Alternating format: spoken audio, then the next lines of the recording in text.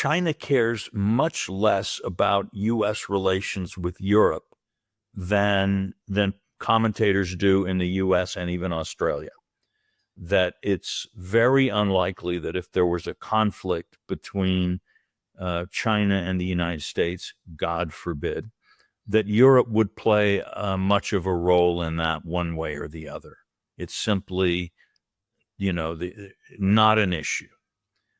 So what they look at much more closely is the relationships between Washington and allies and other countries in the region. And they pay a great deal of attention to U.S.-Japan relations, where I think they would note that in spite of trade tensions, the security relationship is going pretty well. They would look at U.S.-India relations, because China sees India, which has an even larger population now than China does, as its greatest long-term problem in the region, though not an immediate one yet. But they see they see the Quad in the Indian Ocean as a real problem for them. They certainly look at Australia and U.S.-Australian relations. So I think the picture of American alliances are holding up better in the Indo-Pacific and American relationships than they are across the Atlantic, even with the trade problem. Trade problem is real. And the U.S. is going to have to find a trade policy that comports with an overall alliance policy. I think Australia is less exposed to that than some other countries. Our trade is of a different kind and is far less likely to fall subject to tariffs and so on.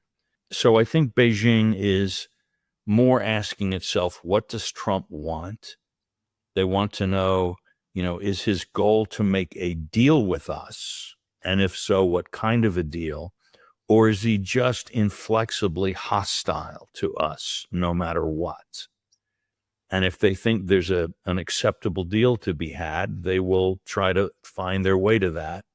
But if they think that no matter what they do, the United States is going to oppose them with everything we have, then they'll respond differently. I think the Chinese probably lean toward the idea that Trump is not interested in settling the disputes. He's giving them mixed signals like he gives everyone. So he's giving TikTok extension after extension, though perhaps that is less a signal to China than to the young voters who supported Trump in November 2024. He's piling on these tariffs, but he's also talked about his desire to have better relations at a personal level. He's generally been respectful of Xi Jinping and has been careful not to say things, not to sort of directly insult the leadership. But the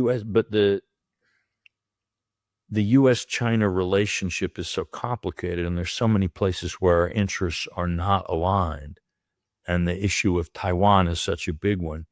It's difficult to know. If Trump were willing to offer China a bargain in which there was some way China could unify with Taiwan, well, that would be, China might be intrigued. But I'm not sure that would be a very difficult offer for the United States to make, and in my view would be a strategic blunder of the greatest magnitude.